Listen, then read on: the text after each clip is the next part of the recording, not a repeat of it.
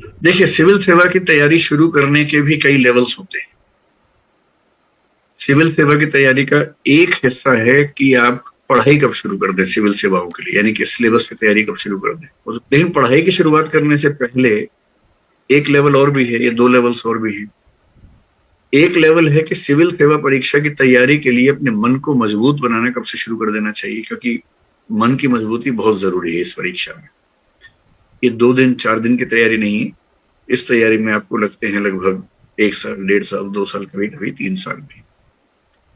और वो भी ऐसा टाइम जिसमें आपको बहुत ज्यादा पढ़ना पड़ता है। मतलब कभी कभी 10 घंटे, 12 घंटे।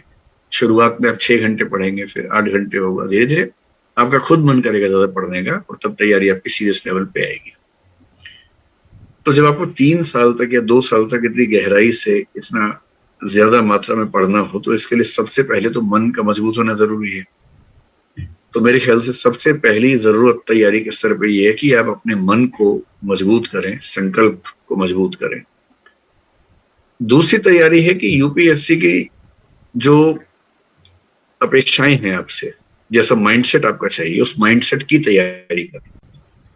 उस माइंडसेट में कुछ थिंकिंग स्किल्स हैं कि आपको सोचना कैसे चाहिए किसी भी मुद्दे पे।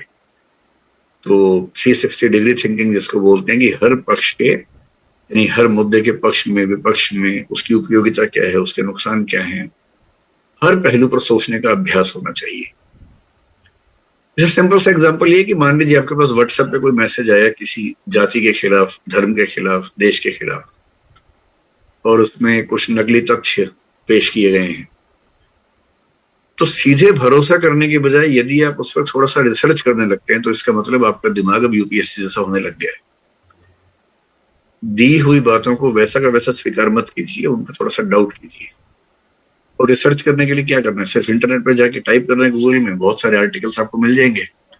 और जहां आपने किसी भी ऐसी बात को वेरीफाई करने के लिए कुछ आर्टिकल्स को पढ़ना शुरू कर दिया, इसका मतलब अब आप 360 डिग्री थिंकिंग के रास्ते पर चल पड़े।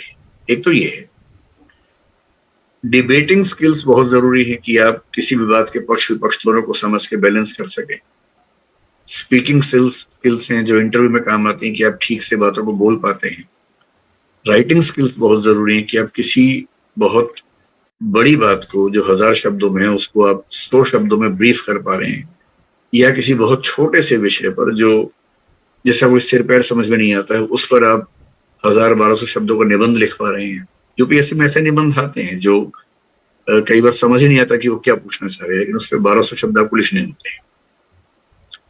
तो मेरा कहना यह है कि वैसे तो अगर आप एक अच्छे स्टूडेंट रहे हैं और 20-21 की उम्र में शुरू करते हैं या 22-23 में शुरू करते हैं, तो भी कोई दिक्कत नहीं। लेकिन यदि आप सिविल सेवाओं को लेकर शुरू से सीरियस हैं और आप एज अर्ली एज पॉसिबल उसमें सिलेक्ट होना चाह रहे हैं, क्योंकि जितना जल्दी सिलेक्ट होंगे सीनियोरिटी उतनी ज्यादा मिलेगी। और इस सर्विस का असली मजा कलेक्टर होने में नहीं है, इस सर्विस का असली मजा सेक्रेटरी होने में है। और सेक्रेटरी होने का मतलब लगभग 30-31 साल की सर्विस के बाद आप सेक्रेटरी बनते हैं। तो यदि आप 23 की उम्र में आईएएस बनते हैं, तो आप 54 की उम्र में सेक्रेटरी बनेंगे, तो आपके पास 6 साल और जनरली 2 साल एक्स्ट्रा मान सकते हैं अगर आपको ऐसी पोस्टिंग मिल जाती है बाद में। तो 6 से 8 साल सेक्रेटरी रहने का जो आनंद है इस सेवा में, यदि आप सिलेक्ट होंगे ही 29-30 की उम्र में, तो आपके पास होंगे ही कुल 30 साल। और 30 साल की सर्विस में तो वैसे भी कोई सेक्रेटरी नहीं बन पाता है, तो अब जॉइंट सेक्रेटरी बन के, एडिशनल सेक्रेटरी बन के रिटायर हो जाएंगे सेंटर में। उसमें फिर वो मजा नहीं है। तो यदि कोई सीरियस है शुरू से, तो मेरा ख्याल है कि स्कूल और कॉलेज लेवल पर कम से कम स्किल्स के स्तर पे काम करना चाहिए। डिबेट्स बोलना, चीजों को ठीक से पढ़ के कॉम्प्रिहेंड करना, विस्तार में लिखना, संक्षेप में लिखना, ये कुछ ऐसे स्किल्स हैं। हो सके तो स्कूल कॉलेज में कुछ लीडरशिप पोजीशंस को संभालना। कोई सोसाइटी है स्कूल या कॉलेज में, उसके अध्यक्ष बन गए, उसमें थोड़ा सा नेतृत्व कैसे करते हैं, प्लानिंग कैसे करते हैं, कोऑर्डिनेशन कैसे करते हैं, सब कुछ साथ लेके कैसे चलते हैं, वो सब स्किल्स अगर आपको आएंगी, इन सब का फायदा इंटरव्यू में काफी ज्यादा मिलता है। क्योंकि आपका एक्सपीरियंस इतना रिच होता है कि आपके आंसर्स बहुत मैच्योर हो जाते हैं उसके बाद। तो मेरा ख्याल है कि आपको स्कूल और कॉलेज की लाइफ में एक तो मोटिवेशन, अपना मन मजबूत करने के लिए कुछ सिविल सेवाओं की या सिविल सेवकों की डायरी पढ़ लीजिए, उनकी किताबें पढ़िए उनके बारे में।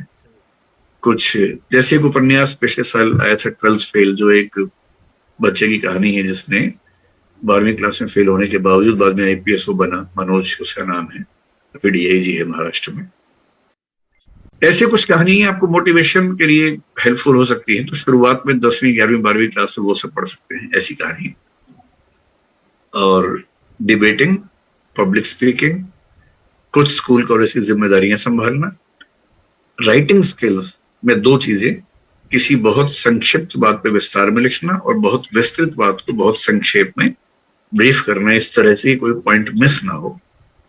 ये स्किल्स आप कॉलेज में अगर डेवलप कर लेते हैं तो मेरे ख्याल से कॉलेज के बाद, और यदि ये बहुत सीरियस हैं तो आप कॉलेज के फर्स्ट ईयर के बाद से सीरियस प्रिपरेशन में उतर सकते हैं।